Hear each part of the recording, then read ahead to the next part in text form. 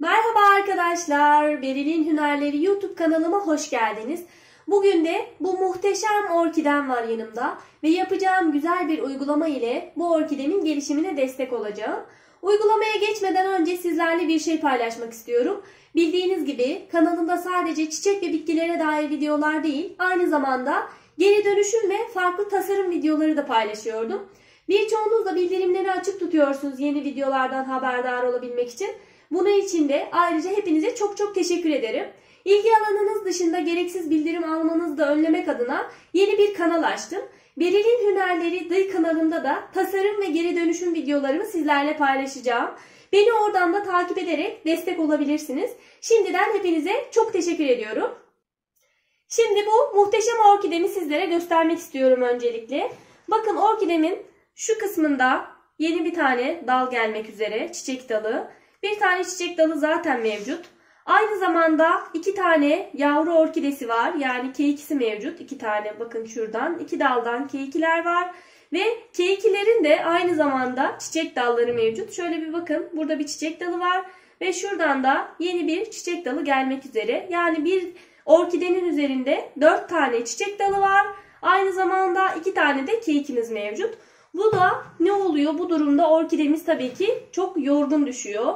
Yani gücünü hem keikilere hem köklere vermek hem çiçek dalına vermek orkidemizi oldukça yoracaktır. Biz de bu durumda orkidemize destek olmak için hemen bazı uygulamalar yapacağız. Aynı zamanda siz bu uygulamayı dalı kurumak üzere olan, artık kök vermemeye başlayan, yani keikiniz eğer kök vermiyorsa ve dalı artık böyle yavaş yavaş sararmaya başlıyorsa bu uygulamayı yaparak keikinizin bir an önce kök elde etmesini sağlayabilirsiniz. Anaç orkidemiz yorgun düştüğünde artık keikimiz de kök vermemeye başlayacaktır. Keikiden yani yavru orkideden kökleri elde edebilmek için de bu uygulamayı yaparak keikinizden güzel kökler elde edebilirsiniz. Orkidenizin sağlığı iyi ise, yani kökleri iyi durumda ise bu uygulamayı yapmasanız da olabilir. Ama bu uygulama ile keikiniz daha hızlı kök verecektir. O yüzden hepinize bunu yapmanızı tavsiye ederim. Ayrıca burada şunu da belirtmek istiyorum. Bakın saksının içini görüyorsunuz. Bu şekilde nemler oluşuyor. Orkidenin en çok ihtiyacı olduğu şey nemdir. O yüzden saksınız bu şekilde her zaman nemli kalsın. Yani orkidenizin kökleri nemli kalsın. Hava sıcaklığının önemli olduğu kadar nemin de çok önemi var orkideler için. Bu şekilde nemi sağlayabilmek için de gün içerisinde bazen böyle küçük bir sprey kutusuyla birkaç kez püskürterek orkidenizin nemli kalmasını sağlayabilirsiniz. Tüm bunların yanında orkidenizi konumlandırdığınız yer de bir o kadar önemli. Orkideler köken olarak bol ışık ve bol nem isteyen bitkilerdir. Yani bol ışık alabileceği bir cam kenarı uygun olur. Tabi yaz aylarında direkt güneş ışığı alabileceği bir cam kenarında olmaması gerekiyor. Çünkü güneşte kalınca yapraklar yanabilir. Ama şu an kış mevsiminde olduğumuz için direkt güneş alabileceği bir yer orkide için ideal bir yer olur. Ayrıca orkide suyu sever ve nemi sever dedik diye abartıp çok sulamayın lütfen. O zaman da köklerde çürüme meydana gelir. Köklerin durumundan anlarsınız zaten. Kökler yeşil ise sulamayın. Köklerde hafif beyazlaşma başladı ise sulamanızın vakti gelmiş demektir. Sularken de sprey ile sulamanızı tavsiye ederim. Çünkü daldırma sulama yönteminde orkidenin kökünde sünger varsa kök çürümesine sebep oluyor. Ama sprey ile sularsanız sünger olsa da çok fazla su emmediği için sorun yaşamazsınız. Bu konularda çok sıkıntı yaşandığı için özellikle tekrar belirtiyorum. Tabii çalışanlar bu şekilde her zaman belki sprey ile uygulama yapamayabilir. Onlar için de şöyle bir tavsiyem var. Bu şekilde bir dış saksı kullanabilirsiniz. Ama şuna dikkat edin lütfen. Her zaman diyorum dış saksının içerisinde su birikmemeli. Eğer birikiyorsa da çakıl taşı kullanmalısınız ve o saksıdaki sular şuradaki köklere temas etmemeli. Çünkü bu alt kısmındaki delikler ve deliklerden dolayı bu kökler su çekiyor ve köklerde çürüme söz konusu oluyor. O yüzden her zaman bir miktar su koyduğunuzda altına çakıl taşı koyun ve o kökler bu şekilde temas etmez ve çürümeye sebep olmaz. Şimdi hemen uygulamayı nasıl yapacağınıza da geçmek istiyorum. Bu uygulamamızda kullanacağımız şey ise yosun, gördüğünüz gibi.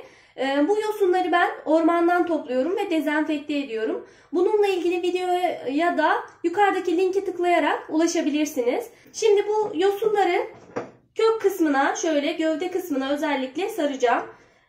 Sardıktan sonra da tutturmak için şöyle şu şekilde, ben kızımın tokaları var, lastik tokaları, onu kullanacağım. Siz aynı zamanda şuradaki şu plastikleri de kullanabilirsiniz. İnce ve temiz olduğunu düşündüğünüz bir ip de kullanabilirsiniz veya bir tel parçası da kullanabilirsiniz.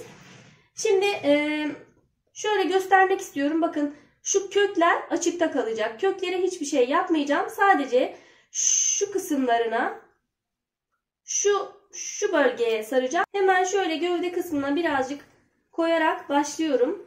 Şimdi bu uygulamanın sonuçları sayesinde K2 kendi kendine nem ihtiva etmiş olacak. Yani gövde kısmı nemli kaldığı için anaç orkideye çok fazla ihtiyaç duymayacak ve böylelikle anaç orkidemizde çok fazla yorulmayacak, köklerini kaybetmeyecek, anaç orkidemizde zarar görmeyecek.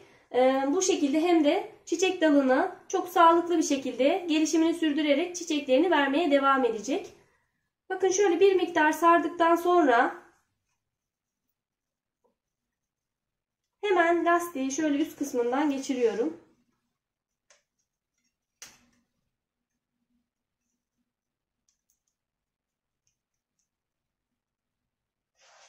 Şöyle dökülmesini engellemek için bir tane daha koyacağım. Evet. Bu şekilde bakın, köklerine herhangi bir işlem yapmadım. Sadece gövde kısmına koydum. Ve yakın bir zamanda sonucunu sizlerle paylaşacağım. Göreceksiniz, çok kısa bir süreç içerisinde buralardan kökler elde edeceğiz. Bu yavru orkideleri saksıya almak için de en az 4-5 tane 4-5 santim uzunluğunda kök elde etmemiz gerekiyor. Çünkü eğer kökleri çok küçükse saksıya adapte olamaz ve çok yakın bir süreçte kaybedebilirsiniz kekinizi. O yüzden çok fazla acele etmeyin. Saksıda ayrı saksıya almak yerine orkidenin üzerinde bu işlemi yapmanız çok daha sağlıklı olur. Çünkü anaç orkidenin üzerinde çok daha hızlı bir şekilde gelişim gösteriyor. Şimdi aynı işlemi bu kekime de uygulayacağım.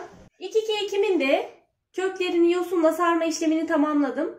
Şimdi sulamayı nasıl yapacağınızı göstermek istiyorum. Bakın, böyle bir sprey kutusuyla orkidenizi, anaç orkidenizi suladığınız zaman, böyle birkaç kez püskürttüğünüz zaman anaç orkidenize, aynı şeyi kekinize de şöyle birkaç kez yapıyorsunuz. Çok fazla yapmıyoruz. Şöyle sadece anaç orkideden değil, buradan da kendi kendine nem sağladığı için orkidemiz bu şekilde köklenmeye, yavru orkidemiz de bu şekilde köklenmeye başlıyor. Ayrıca şununla ilgili çok soru alıyorum. O yüzden buna da değinmek istiyorum. Bakın, orkidelerimde unlu bit olduğu sürekli diye soru alıyorum. Eğer unlu bit olmasını veya herhangi bir hastalık olmasını istemiyorsanız orkidenizde yapacağınız işlem çok basit. Böyle bir yüz pedine veya bir pamuğa bir miktar limon sıkıp şöyle yapraklarını sık sık silip dezenfekte ederseniz bu orkidenizde herhangi bir hastalık oluşmasını engelleyecektir. Yani bu hastalık oluşmadan bunları yaparsanız sonra hastalıkla mücadele etmek zorunda da kalmazsınız. En iyisi öncesinden uygulamayı yapabilmek. Zaten işlemde gerçekten oldukça basit. Hem orkideniz çok parlak ve canlı görünür, hem de hastalıklardan orkidenizi bu şekilde korumuş olursunuz. Ayrıca bu kekilerimi nasıl elde ettiğimle ilgili her zaman soru da geliyor. Bununla ilgili daha önce videolar paylaşmıştım. Tohum oluşturma, orkideden tohum elde etme, orkideden keyik elde etme. Bunlarla ilgili videolar sizlerle paylaşmıştım. Yukarıdaki linklere tıklayarak bunlara da ulaşabilirsiniz. Aynı zamanda yakın bir süreçte farklı bir şey denedim.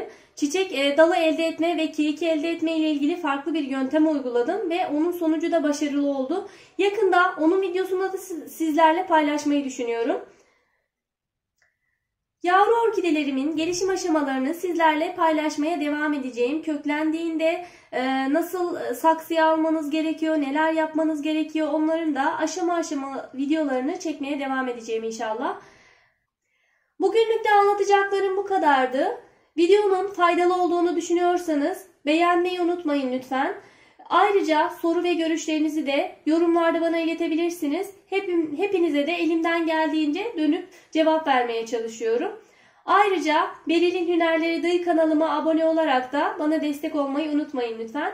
Hepinize sağlıklı, mutlu, güzel günler diliyorum. Sağlıcakla kalın.